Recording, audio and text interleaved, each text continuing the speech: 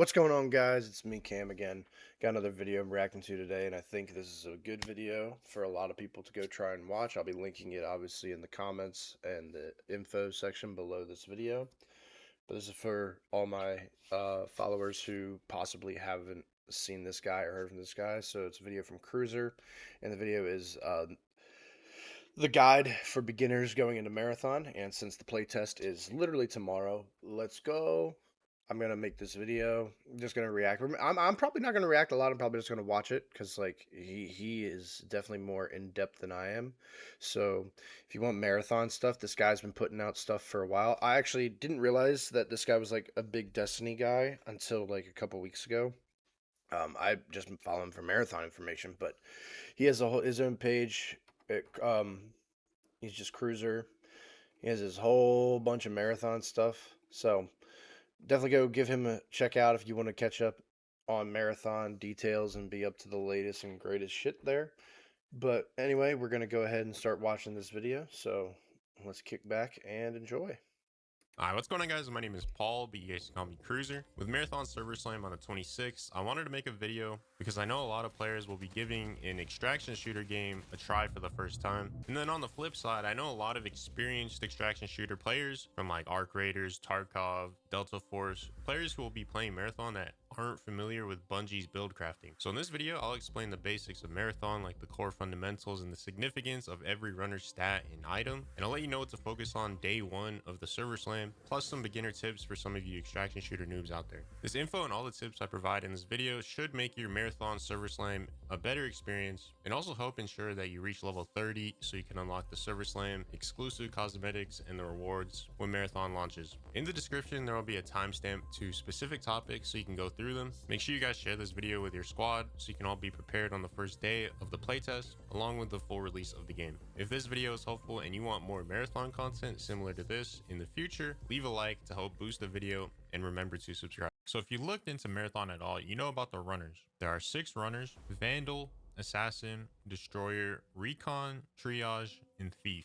Vandal is your movement runner. She has strong movement abilities like a double jump, power slide, and even the ability to shoot energy projectiles out of her palm. Her prime ability reduces how much stamina costs for her movement, at the same time increasing her movement and draw speed. Assassin is your stealth runner. He's very strong in solos, with a set of abilities that are perfect for team play like flanking and catching people off guard. He has active camo to go invisible, a shadow Dude's dive just to slam aura you to the farming. ground and deploy a smoke field, and the passive ability to go invisible anytime you enter a smoke. This includes smoke grenades that you can throw yourself. His prime ability throws down a large line of smokes, which can be strong if you're caught in the open or need to cross into cover or so you can loot. Next is Destroyer. He's like an initiator. He'll be the first one in to kick in the door. He has a riot barricade that deflects bullets, plus an evasive movement ability with his thrusters.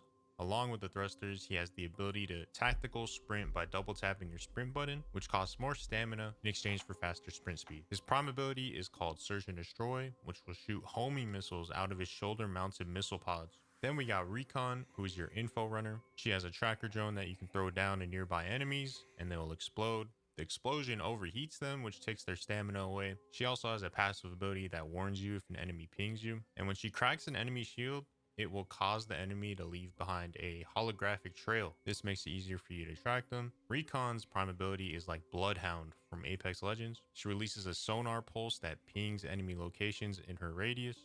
Obviously, she is very strong for team play. Next, we have Triage. Triage falls into the traditional support role. He has a Medrone that will restore health or recharge shields for your team. It will just attach to your teammates.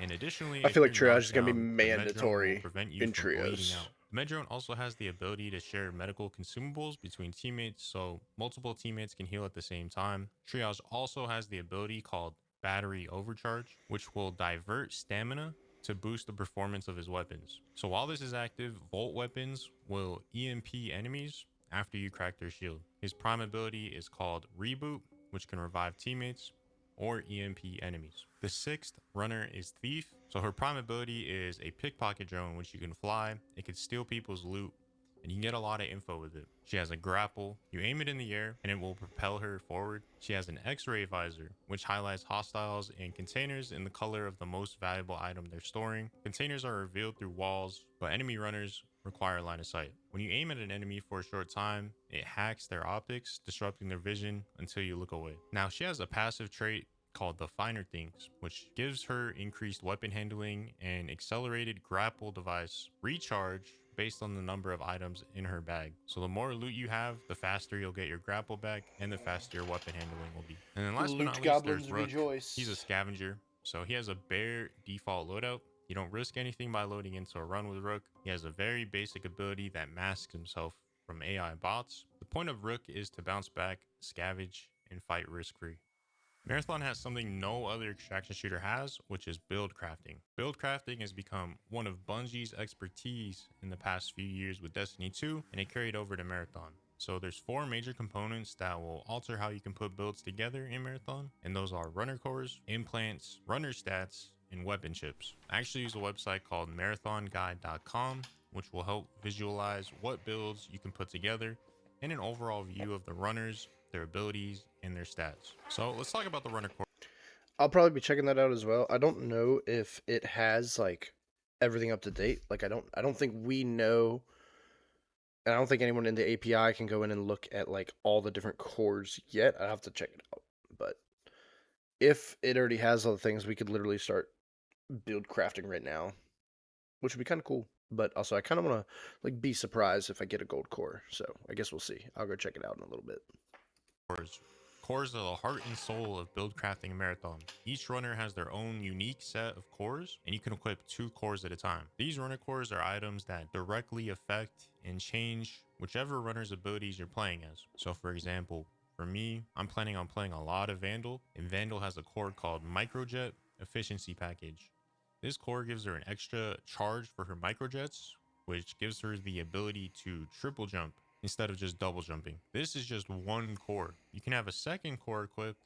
So for example, Vandal has another core called Adrenal Core. While using Vandal's prime ability, Amplify, her movement abilities cost less stamina, and additionally, using a cardio kick, which is a consumable, will extend Amplify's duration. So there's some synergy there where you can prioritize saving your prime ability for fights to give you vertical movement with the triple jumps, and so you can dive on people with the power slide, all while reducing how much stamina it costs. And you gotta remember, this build also perfectly synergizes with Triage, because Triage has the consumable share. Triage can use a cardio kick, which can then boost the duration of Adrenal Core and Amplify. So these are just simple ways to synergize with your team and also with your cores for your runner, so you can have a really cool build. Then we have implants. There are 3 different types of implants. So you have head, torso, and leg implants. Each give different benefits to your runner. So for example, head implants give buffs like reduced ability cooldown, faster health consumables, faster ADS speed, and reducing debuffs like pings or negative status effects. Torso implants give buffs that can affect combat or looting, so things like loot speed, revive speed, increased range and accuracy, damage reduction from UESC, general buffs to help you reach your goal, whether it's to survive or to loot faster. Leg implants are implants that will change your movement. Some give faster ability cooldowns while sprinting and sliding. There's even an implant that makes you invisible after sliding. All implants, whether it be head,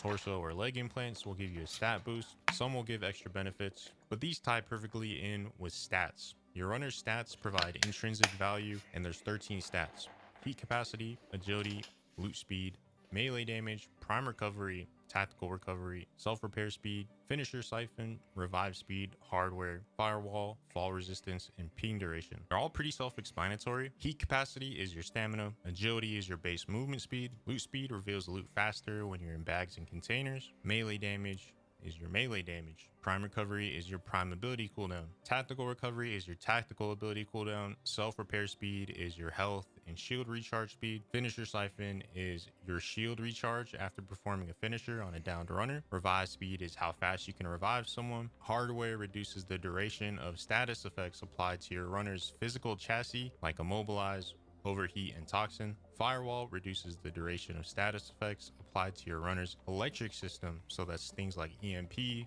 and hack. Fall resistance reduces fall damage, and ping duration affects how long pings last when you ping an enemy. Some implants, like the lower rarity ones, just increase your stats, while other implants will give you direct buffs and upgrades in exchange for increasing or decreasing some of your stats. And then one of the last major components to build crafting is the weapon chip mods. They're not as Jesus, all significant those as the fucking others, but grenades. weapon chips will give certain buffs to your weapons. Some higher tier weapon chips can directly affect cooldowns of your abilities. Some increase damage towards bots. Some will extend consumables like cardio kick. So for example, there's a chip called flash draw chip that restores health or shield when you damage an enemy affected by EMP.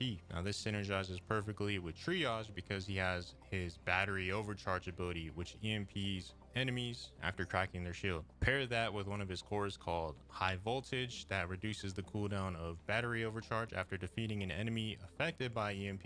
And then on top of that, you can have a second core called electron recapture sinks. This restores your volt weapon charges after downing or defeating an enemy with a volt weapon. So this is just a basic build that cycles that you can put together, and I didn't even include how implants can fit into it with stat boosts for triage. So there's a lot of possibilities, and I just wanted to use this as an example. We don't even know about all the items in the game yet. And to add on to the weapon chip mods, there's 3 other mod slots you can use to attach weapons to your mods. These are mods like grips, barrels, muzzles, optics, and magazines, just like any other extraction shooter. Then we go on to the factions, upgrades, and the leveling system. So first of all, the first thing you want to do when you load into Marathon is focus on your factions. Factions are basically Marathon's version of traders and vendors. You level them by completing contracts and missions to gain rep for each faction. Some of these contracts will require This mission, I'm just gotta point out, this is the mission that you need to do in order to unlock all the other factions. So, like, this is the first thing you need to do. Just letting you know. Just at least as far as I'm assuming here. Wink, wink. I'm assuming here is the one you need to do to unlock all the factions.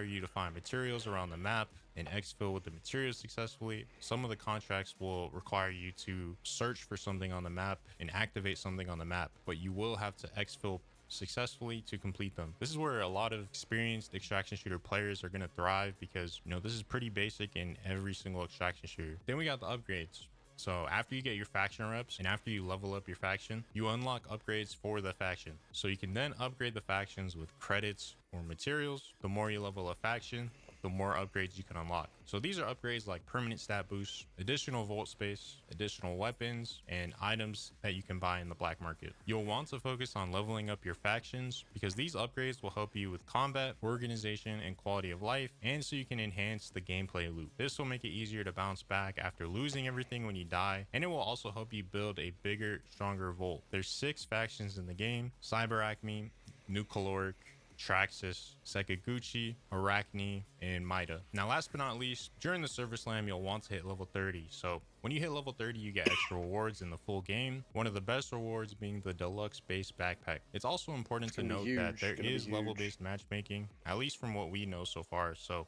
the higher level you are, the sweatier games will be. But you level up by doing an assortment of things in the game. These are things like looting and searching containers, defeating bots, defeating other players, completing events and activities on the map, and of course, when you exfil successfully. Getting player kills will give you the most XP. Most people will hit level 30 naturally if you just play enough, but I know some people are limited on time, so it's just good to keep that in mind. You want to make every run count, whether you just kill one team or you just do a few activities on the map, or at least just loot a lot of containers. That's all you need to do to level up. But again, if you've never played an extraction shooter, it's important to prioritize and focus on getting your factions leveled up so you can unlock all the upgrades. This will make losing your loot less severe, and it will make it easier to bounce back. Once you learn the gameplay loop and once you learn how to get all your weapons and items back, you'll be able to truly enjoy Marathon. If you enjoyed this video or you thought it was helpful in any way, please remember to leave a like and subscribe to the channel for more Marathon content. I've been one of the few YouTubers advocating for the potential of this game, and with Marathon right around the corner, with the server slam coming up, I'll be making a lot more content. Additionally, you guys can go to my Discord, discord.gg/Kruzer. I have such an awesome community. We just talk about Marathon all day in there. We have an LFG, and if you have any questions during the server slam or when the game comes out, I know someone in my Discord will help you out. We have a super positive community over there, and we just talk about video games. We talk about Marathon, we talk about the lore. We have all the resources you need. Check it out down below in the description, discord.gg/Kruzer. So thank you guys for watching. Peace. Good video by Kruzer. Definitely go give him a follow. I'm probably gonna hop in that Discord myself for LFGs because you never know. Hopefully my friend group likes it. If not, it is what it is. We will see what happens. But tomorrow's Server Slam, it's gonna be big, guys. Get to go to Ceti. A little vacation in Ceti instead of the fucking mines of Trials of Osiris. I don't even know if I'm gonna have a Trials of Osiris stream this weekend. I might just go flawless off stream. I don't know. I might. It depends. If I do a flawless a Trials of Osiris, I'll probably do it on like Sunday. But I'm probably gonna be in Tau Ceti for most of this, so hopefully I see you guys out there. And GG's. See you guys.